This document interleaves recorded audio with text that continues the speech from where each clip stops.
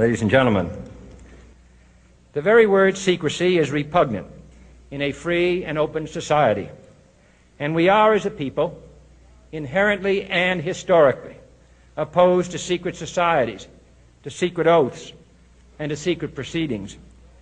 We decided long ago that the dangers of excessive and unwarranted concealment of pertinent facts far outweighed the dangers which are cited to justify it.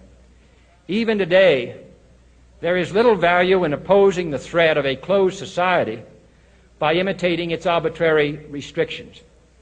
Even today, there is little value in ensuring the survival of our nation if our traditions do not survive with it. And there is very grave danger that an announced need for increased security will be seized upon by those anxious to expand its meaning to the very limits of official censorship and concealment. That I do not intend to permit to the extent that it's in my control.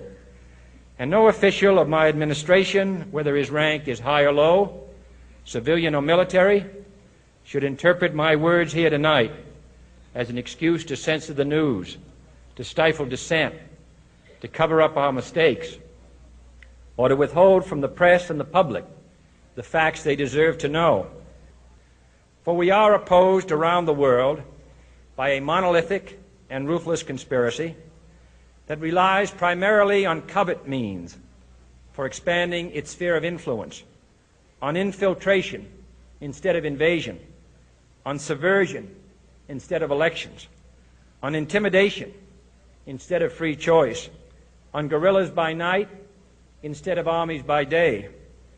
It is a system which has conscripted vast human and material resources into the building of a tightly knit, highly efficient machine that combines military, diplomatic, intelligence, economic, scientific, and political operations.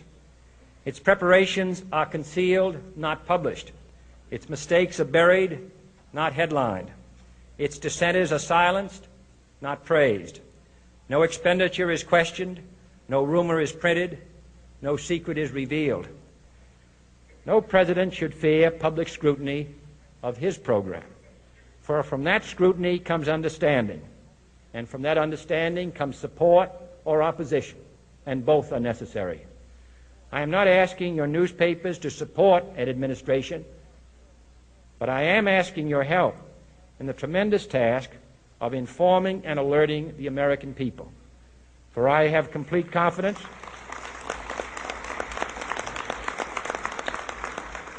in the response and dedication of our citizens whenever they are fully informed. I not only could not stifle controversy among your readers, I welcome it. This administration intends to be candid about its errors.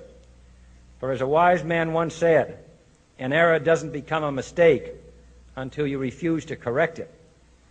We intend to accept full responsibility for our errors, and we expect you to point them out when we miss them.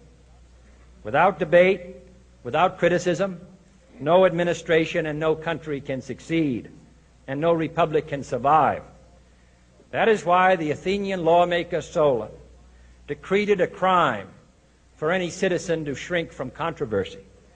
And that is why our press was protected by the First Amendment, the only business in America specifically protected by the Constitution, not primarily to amuse and entertain, not to emphasize the trivial and the sentimental, not to simply give the public what it wants, but to inform, to arouse, to reflect, to state our dangers and our opportunities, to indicate our crises and our choices, to lead, mold, educate, and sometimes even anger public opinion.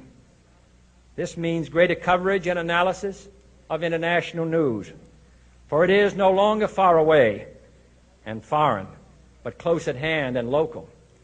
It means greater attention to improved understanding of the news, as well as improved transmission. And it means, finally, that government at all levels must meet its obligation to provide you with the fullest possible information outside the narrowest limits of national security. And so it is to the printing press, to the recorder of man's deeds, the keeper of his conscience, the courier of his news, that we look for strength and assistance, confident that with your help, man will be what he was born to be, free and independent.